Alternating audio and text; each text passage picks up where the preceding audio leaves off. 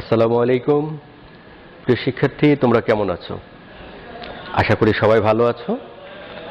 তোমাদের এই ছুটির সময়ে তোমাদের জন্য অনলাইন ক্লাসের ব্যবস্থা করাই অত্র প্রতিষ্ঠানের সম্মানিত সভাপতি স্যার এবং অধ্যক্ষ স্যারকে ধন্যবাদ জ্ঞাপন করছি। প্রিয় শিক্ষার্থী, তোমরা জানো গত 17 মার্চ থেকে আমাদের প্রতিষ্ঠানের ক্লাস কার্যক্রম বন্ধ রয়েছে। এই অবস্থায় যে বৈশ্বিক মহামারী দেখা দিয়েছে, এই পরিস্থিতিতে আমাদের আতঙ্কিত হলে চলবে না, আমাদের সচেতন হতে হবে। তাহলে প্রিয় শিক্ষার্থী, আমরা ক্লাস কার্যক্রমে চলে যাচ্ছি।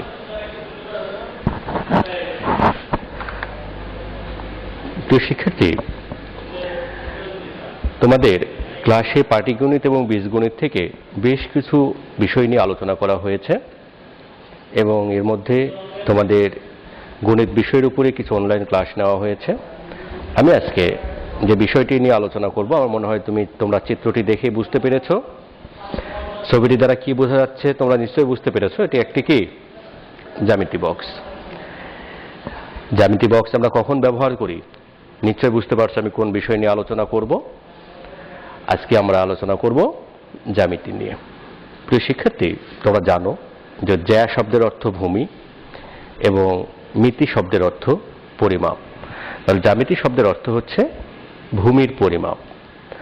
আমরা জ্যামিতি থেকে এরকম যে আলোচনা রয়েছে, যে সংজ্ঞাগুলো রয়েছে, সেগুলো নিয়ে আলোচনা করেছি ক্লাসে। আজকে আমি উপপাদ্য 1 নিয়ে আলোচনা করব। উপপাদ্য, যে কোনো উপপাদ্য লেখার ক্ষেত্রে কিছু নিয়ম মেনে চলতে হয়।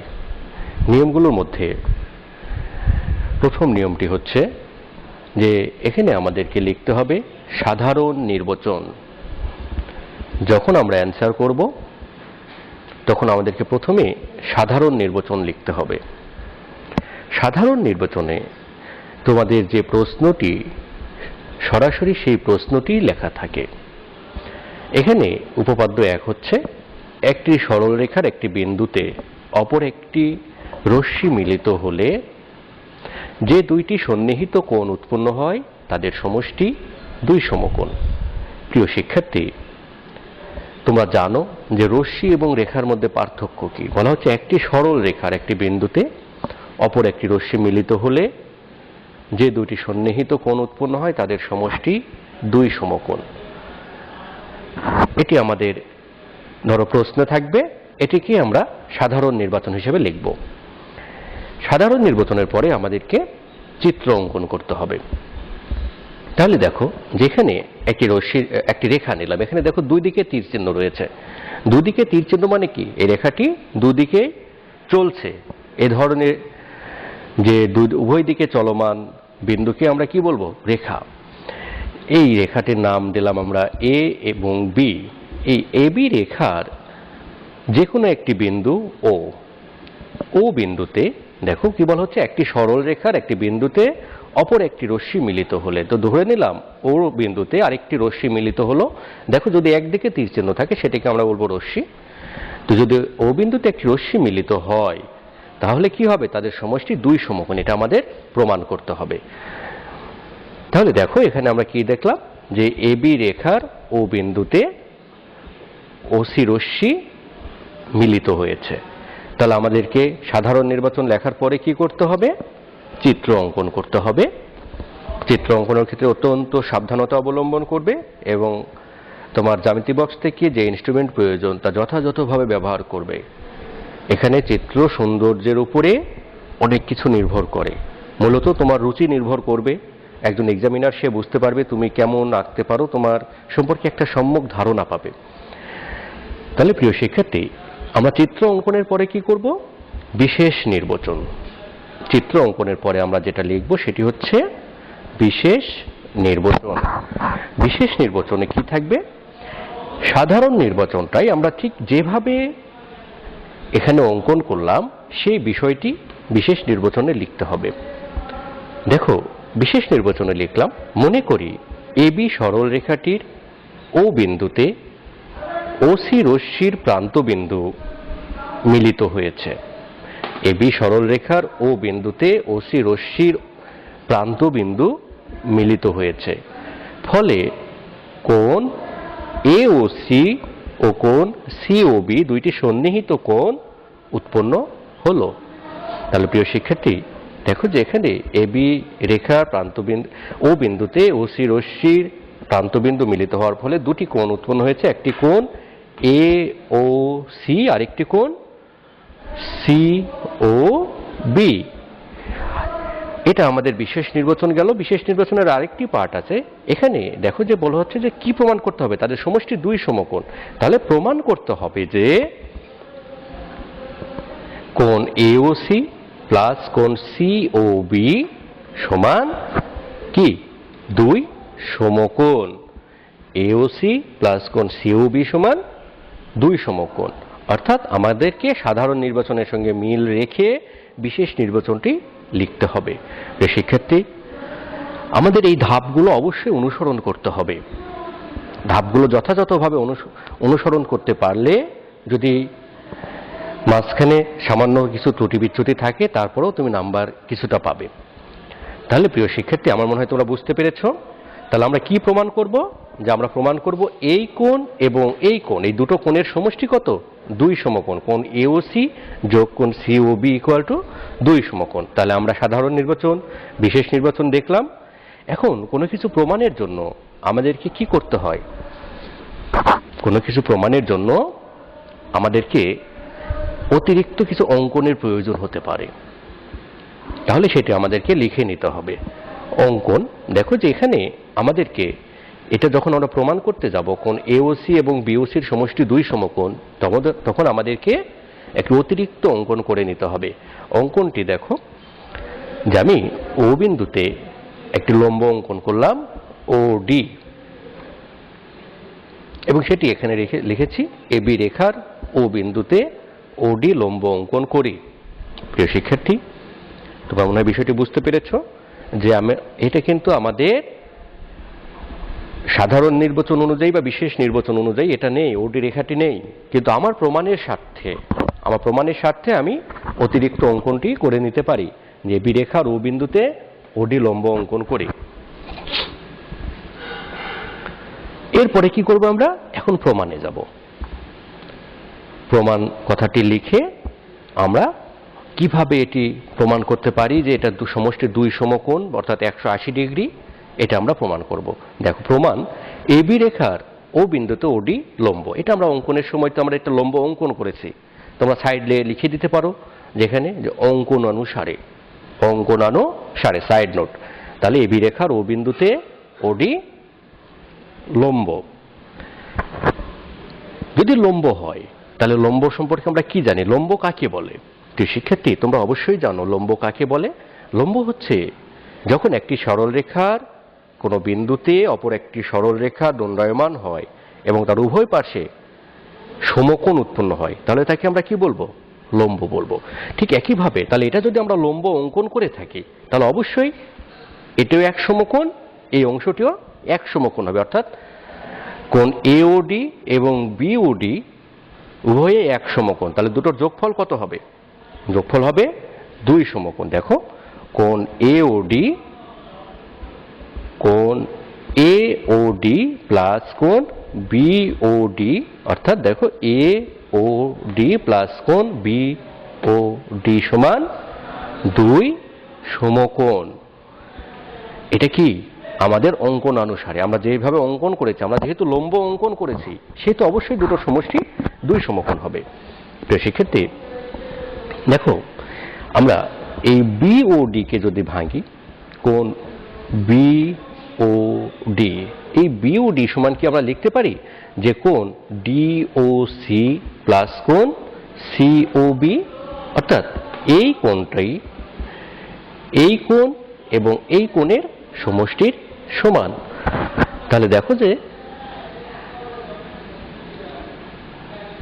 এখানে সাইড নোট দিতে হবে, কোণ বিওডি সমান কোণ ডিওসি প্লাস কোণ সিওবি। কোণ ডিওবি সমান কোণ ডিওসি প্লাস কোণ সিওবি। যেহেতু দুটো কোণের যোগফলের সমান, তাহলে আমরা কি এই বিওডি সমান লিখলাম কোণ ডিওসি প্লাস কোণ সিও বি ইকুয়াল টু 2 সমকোণ। প্রিয় শিক্ষার্থী, এরপরে দেখো যে এই যে কালো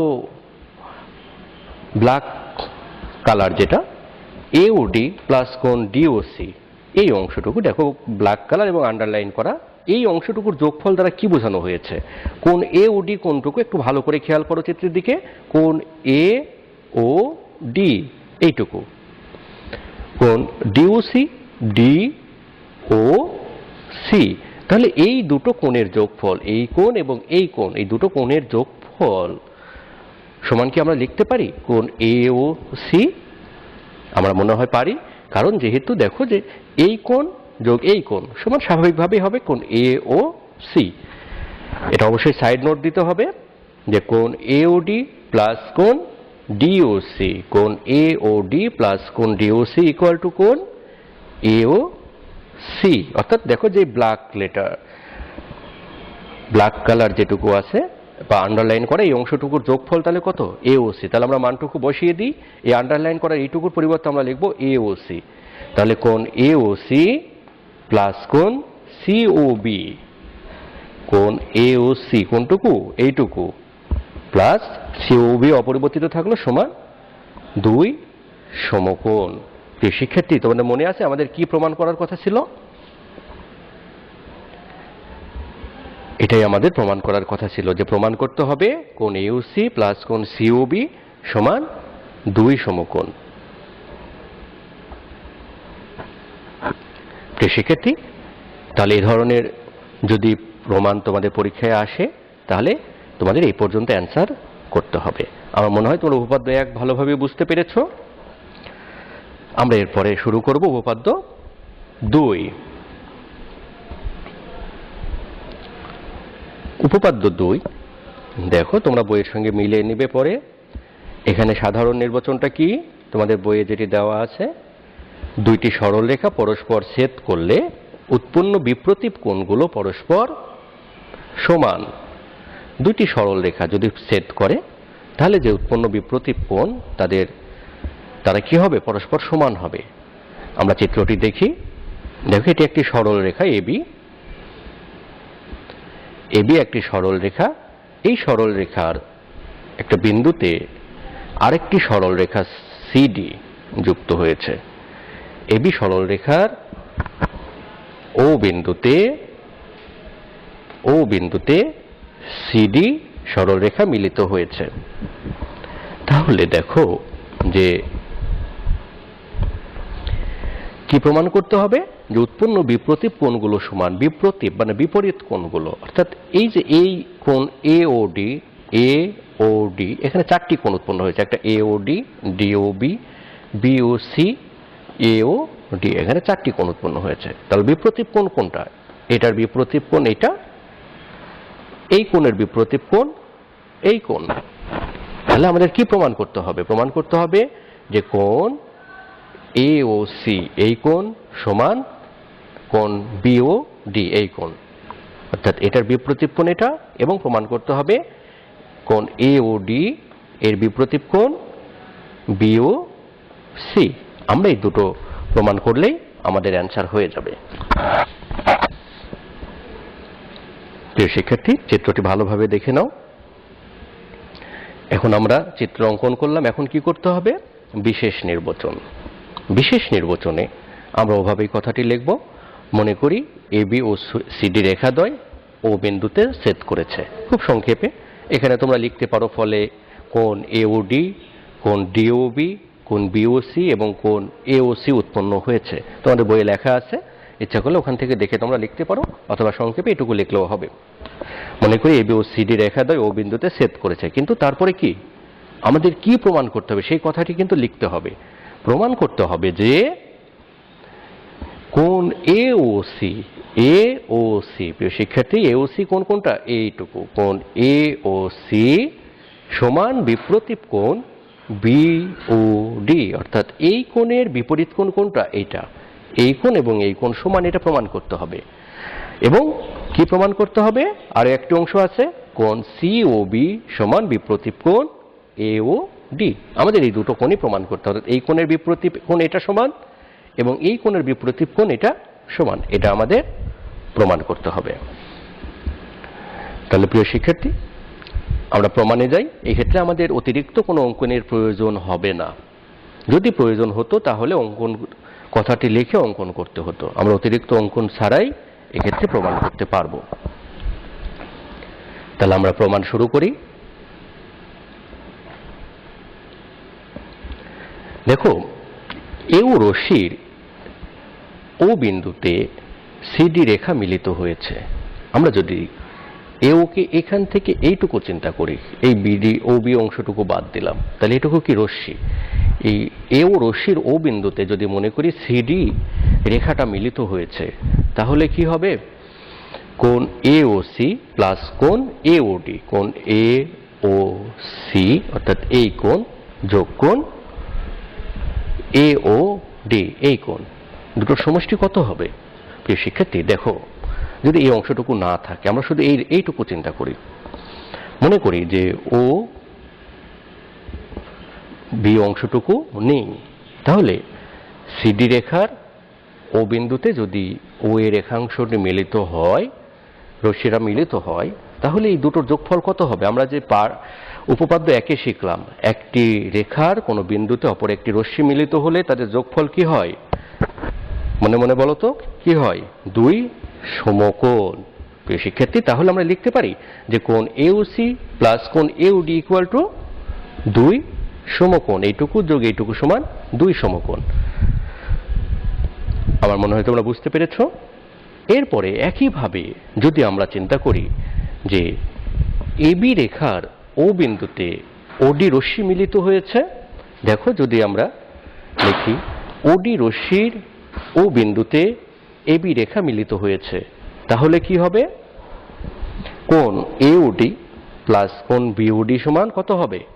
দেখো, আমরা যদি ওসি অংশটুকু মনে করি নেই, এই ওসি অংশটুকু নেই, তাহলে এই এবি রেখার সঙ্গে ওডি রশ্মিটি মিলিত হয়ে এখানে দুটো কোণ উৎপন্ন করেছে। তাহলে উপপাদ্য এক অনুসারে আমরা কি লিখতে পারি? এওডি প্লাস কোণ বিওডি সমান দুই সমকোণ, অর্থাৎ এই কোণ এবং এই কোণের সমষ্টি দুই সমকোণ। তাহলে প্রিয় শিক্ষার্থী, দেখো, আমরা এখানে পেলাম যে কোণ এওসি প্লাস কোণ এওডি সমান দুই সমকোণ, আবার কোণ এওডি প্লাস কোণ বিওডি সমান দুই সমকোণ। দুটো রশ্মি যেহেতু দুটোই সমান দুই সমকোণ, এটুকুও দুই সমকোণ, এইটুকুও দুই সমকোণ, তাহলে অবশ্যই এই অংশটুকুর সমান হবে। তোমরা জানো, যদি ডান পক্ষ সমান হয় তাহলে বাম পক্ষ কি হবে? সমান হবে। কোনো সমীকরণের ডান পক্ষ সমান হলে তার বাম পক্ষ সমান হবে। তাহলে আমরা লিখতে পারি যে এই অংশটুকু এওসি প্লাস কোণ এওডি, দেখো, এওসি প্লাস কোণ এওডি ইকুয়াল টু এইটুকু এওডি প্লাস কোণ বিওডি। তোমরা মনে হয় বুঝতে পেরেছ। দেখো, এখানে কোণ এওডি রয়েছে সমান চিহ্নের বাম পক্ষে, আবার ডান পক্ষেও কোণ এওডি রয়েছে। তোমরা সমাধানের অঙ্ক করে থাকলে বুঝবা, অথবা তোমরা মনে রাখবে যে যদি সমান চিহ্নের উভয় পক্ষে, বাম পক্ষে এবং ডান পক্ষে একই জাতীয় সংখ্যা থাকে বা একই জাতীয় কোনো চিহ্ন থাকে, সংখ্যা বা এ ধরনের কোনো রাশি থাকে, তাহলে সেটাকে আমরা কি করব? বাদ দিতে পারবো। তাহলে আমরা কোণ এওডি কে কি করব? বাদ দিতে পারি। দেখো, এই যে আমি রেড কালার দিয়ে ব্লক করে দিলাম, এই অংশটুকু আমরা দেখো দুটো একই, কোণ এওডি এওডি দুই পক্ষেই আছে। এদিকেও আছে এওডি সমান চিহ্নের বাম পক্ষে আছে, সমান চিহ্নের ডান পক্ষে এওডি আছে। তাহলে আমরা এওডি কে বাদ দিয়ে কি লিখতে পারি? এওসি ইকুয়াল টু বিওডি, অর্থাৎ এই এওসি এবং বিওডি এই দুটো তো বাদ হয়ে গেল।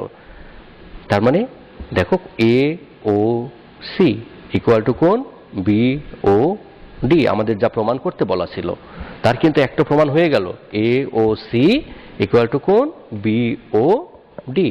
শিক্ষার্থী, তো আমাদের কিন্তু আরো একটি প্রমাণ বাদ রয়েছে। তোমরা ইচ্ছা করলে ওটাই এই নিয়মে প্রমাণ করতে পারবে।